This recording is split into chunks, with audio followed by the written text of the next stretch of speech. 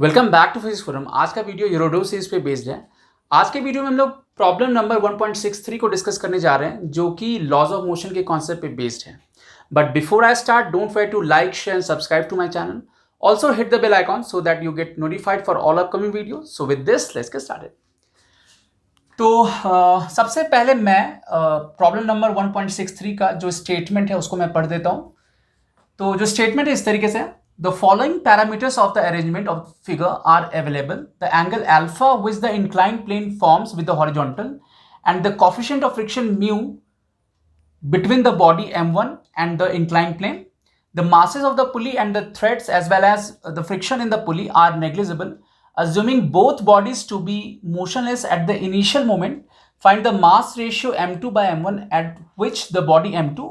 अब यहाँ पे तीन पार्ट है क्वेश्चन का। पहला है स्टार्ट्स कमिंग डाउन, दूसरा पार्ट है स्टार्ट्स गोइंग अप, और जो तीसरा पार्ट है इज एट रेस्ट। ठीक है, तो मैं सबसे पहले समराइज कर देता हूँ इसके स्टेटमेंट को। राइट, तो यहाँ पे सिचुएशन क्या है, यहाँ पे दो ब्लॉक है m2 और m1 है। तो m1 और ये जो इंक्लाइन प्लेन है इसका इंक्लिनेशन अल्फा है, और यहाँ पर जो कोफिशिएंट ऑफ फ्रिक्शन है वो म्यू दिया हुआ है। राइट, m2 जो है ये इसके साथ कांटेक्ट में नहीं है, ये जो वर्टिकल है उसके साथ कांटेक्ट में नहीं है, ये सिंपली ऐसे नीचे मूव करेगा without having contact with this vertical plane, है ना। तो अब सिचुएशन ये है कि यहाँ पर जो स्ट्रिंग और पुली है ये सब मासलेस है। ठीक है, और हमें ये बताना है कि mass ratio m2 by m1 क्या होगा, फॉर विच m2, ये जो m2 है विल स्टार्ट कमिंग डाउन, है ना। दूसरा पार्ट है विल स्टार्ट गोइंग अप, और तीसरा पार्ट है इज एट रेस्ट। तो हम लोग एक एक करके तीनों पार्ट को समझते हैं। राइट, तो सबसे पहले स्टार्ट करते हैं स्टार्ट्स कमिंग डाउन से, है ना। तो फर्स्ट पार्ट है starts coming down, starts coming down.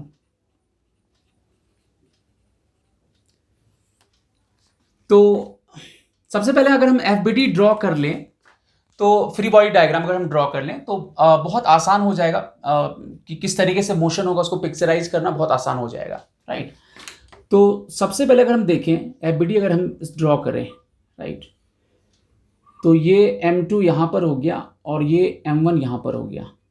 अब यहाँ पर स्टार्ट्स कमिंग डाउन है, और वो कौन हो रहा है स्टार्ट्स कमिंग डाउन, m2 हो रहा है, m2 स्टार्ट्स कमिंग डाउन है। राइट, तो ये नीचे की तरफ मूव करेगा और ये ऊपर की तरफ मूव करेगा। राइट, ये ऊपर की तरफ मूव करेगा। एफबीडी ड्रॉ करें तो इस पे टेंशन जो होगा ये T है ना। जो भी पुली है और जो स्ट्रिंग है वो मासलेस है, तो आइडियल सिचुएशन लेके चलना है।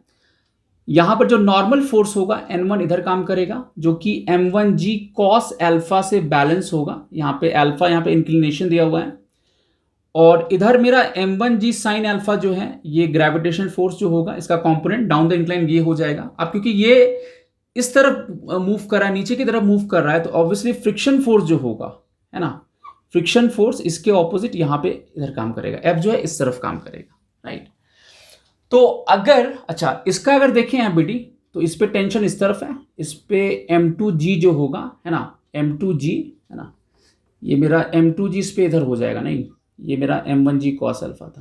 राइट, तो ये इसका फ्री बॉडी डायग्राम हो गया।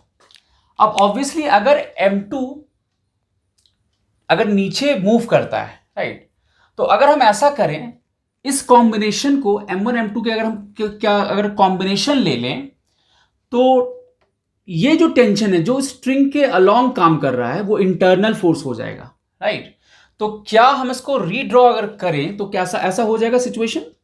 इसको अगर हम रीड्रॉ करें तो इसको हम ये जो स्ट्रिंग है इसको स्ट्रेटन कर लें। राइट, इसको स्ट्रेटन कर लें। राइट, ऐसा कर लेते स्ट्रेटन, और यहां पर ये नॉर्मल इधर काम कर रहा है ना, m1g cos अल्फा इधर काम कर रहा है ना, इधर m1g साइन अल्फा काम कर रहा है।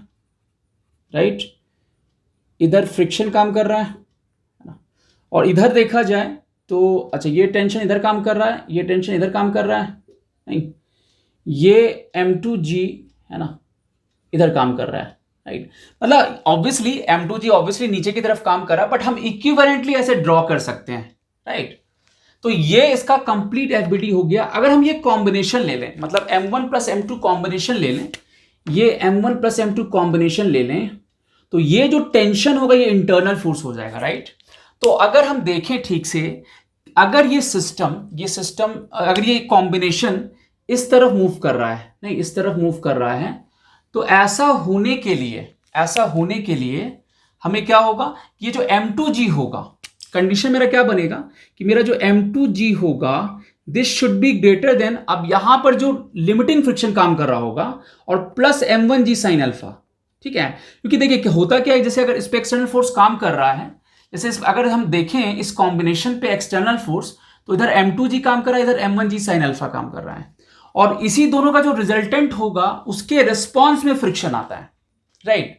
तो फ्रिक्शन क्या होगा, अब सेल्फ एडजस्टिंग होता है, स्टैटिक फ्रिक्शन पहले क्या होगा, वो उसको रोकने की कोशिश करेगा, बट जब इस दोनों का रिजल्टेंट फोर्स लिमिटिंग फ्रिक्शन तक पहुंच जाएगा, और जैसे ही ये वैल्यू है, मतलब M2G minus M1G sine alpha अगर उस लिमिटिंग फ्रिक्शन से एक्सीड कर गया, तो ऑब्वियसली ये जो कॉम्बिनेशन होगा ये एक्सीलरेट करना शुरू कर देगा, और एग्जैक्टली यही कॉन्सेप्ट हम लोग यूज करेंगे।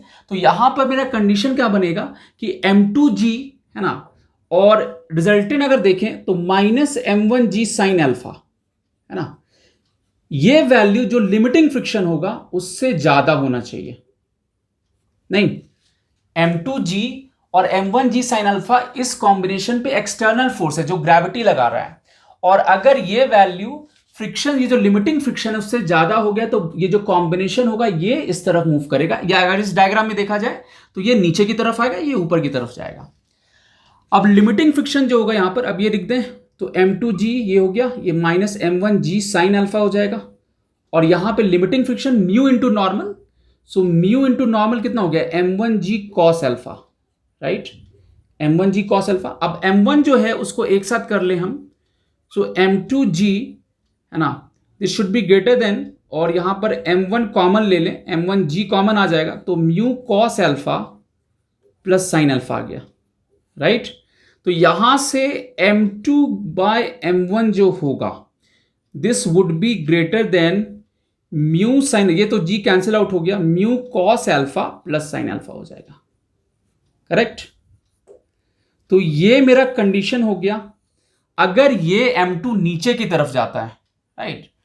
तो ये पहला कंडीशन हो गया, इसको हम एक जगह हाँ ना लिख लेते हैं, सो M2 बाय M1 जो है this should be greater than mu cos alpha plus sine alpha. ये पहला कंडीशन हो गया है ना, ये पहला कंडीशन हो गया जब M2 जो होगा ये नीचे की तरफ जाएगा। अब हम लोग दूसरा जो पार्ट है उसका देखते हैं, उसका कंडीशन क्या बनता है, राइट। तो अगर अब इसमें इसी में, राइट,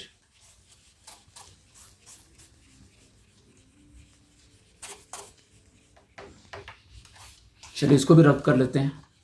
अब अगर सेकंड पार्ट देखें जिसमें ये नीचे की तरफ मूव करेगा, तब कंडीशन क्या बनेगा। तो अगर ये नीचे की तरफ मूव करेगा तो सिमिलर प्रोसेस, सिमिलर जो प्रोसीजर है वही यूज करेंगे, लेकिन क्योंकि यहां पर है ना, यहां पर ये M2 ऊपर की तरफ मूव कर रहा है, तो ये नीचे की तरफ आएगा। ये अगर नीचे की तरफ आएगा तो यहां पर ये टेंशन इधर काम कर रहा है, यहां पर टेंशन इधर काम कर रहा है, इस पे M1G साइन अल्फा इधर काम करेगा, जो नॉर्मल होगा N1 इधर काम करेगा, यहां पे M1G कॉस अल्फा इस तरफ काम करेगा, है ना, M1G कॉस अल्फा इधर हो गया, और ये M2G हो गया, नहीं। तो अब अगेन हम लोग सिमिलर जो हमने प्रीवियस डायग्राम देखा था, है ना, वही वैसा ही डायग्राम हम लोग यहां भी बनाएंगे।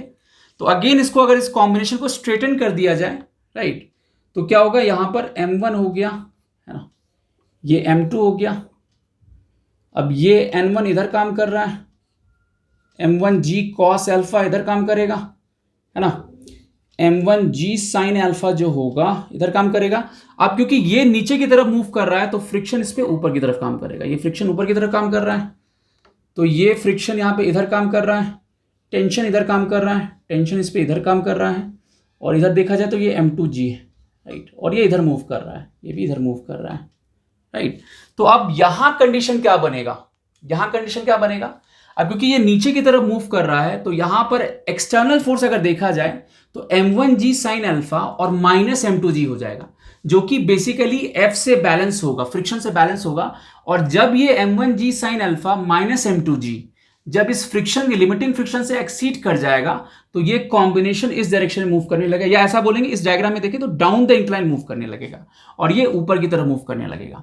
तो कंडीशन यहां पे क्या बनेगा कि m1 है ना, तो स्टार्ट्स गोइंग अप का कंडीशन हो गया। ये मेरा पार्ट बी हो गया जिसमें हम लोग है ना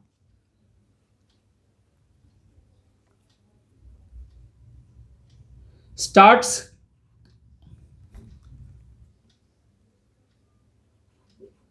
गोइंग अप है ना। तो ये अगर देखें जो सेकंड पार्ट है मेरा, जो बी पार्ट है मेरा है ना, स्टार्ट्स गोइंग अप है। तो अब क्या होगा, तो कंडीशन मेरा क्या बनेगा कि m1g साइन अल्फा इस तरफ है, सो m1g साइन अल्फा है ना, m1g साइन अल्फा इधर काम कर रहा है और माइनस m2g ये रिजल्टेंट एक्सटर्नल फोर्स होगा और ये इससे ज्यादा होना चाहिए, f लिमिटिंग से ज्यादा होना चाहिए, which is basically mu m1g cos alpha. नहीं, तो यहां से मेरा फिर कंडीशन क्या बना, तो यहां से इसको इस तरफ ले आए, m1g कॉमन आ गया तो sine alpha minus mu cos alpha है ना, ये कॉम्बिनेशन इधर आ जाएगा, ग्रेटर देन m2g होना चाहिए। तो यहां से m2 बाय m1 जो होगा वो लेस देन आ जाएगा sine alpha minus mu cos alpha. ठीक है, तो ये दूसरा कंडीशन हुआ। तो ये जो कंडीशन आया हमारे पास, ये आया कंडीशन, ये ए के लिए आया ये कंडीशन, और बी के लिए ये चीज कितना आ जाएगा, m2 बाय m1 जो होगा लेस देन कितना हो जाएगा, sine alpha minus mu cos alpha. Correct, तो ये बी पार्ट हो गया। तो अगर ये m2 ऊपर की तरफ मूव करता है तो मेरा कंडीशन ये बनेगा। अब यहां पर एक चीज समझना है हमें, नहीं, यहां पर हमें यह समझना है जो थर्ड पार्ट है हमारा जिसमें रेस्ट पे रहेगा, राइट। तो हमने वो सारा कंडीशन देख लिया जिसमें ये कॉम्बिनेशन एक्सेलरेट हो सकता है, राइट। तो थर्ड पार्ट है जिसमें m2 इज एट रेस्ट, नहीं इज एट रेस्ट। तो ये थर्ड पार्ट क्या हो, जैसे अगर मान लीजिए कि m2 बाय m1 को लेट से हम f बोले, तो अगर ये फ्रैक्शन है, अगर ये फ्रैक्शन ग्रेटर देन 3 है ना एक्सेलरेट करने के लिए, और लेस देन 2 है जब a मेरा ग्रेटर देन 0 होगा। नहीं, इस दोनों लेट से हम मान लेते हैं कि f का वैल्यू ग्रेटर देन 3 आता है, ये लेस देन 2 आता है, लेट से मान लेते हैं, ठीक है। तो अब ये दोनों जो कॉम्बिनेशन है इसमें एक्सेलरेशन मेरा आ रहा है, तो अगर स्टेशनरी होगा तो मेरा कंडीशन क्या बनेगा, कि ये है ना 2 से ज्यादा हो और 3 से कम हो, राइट।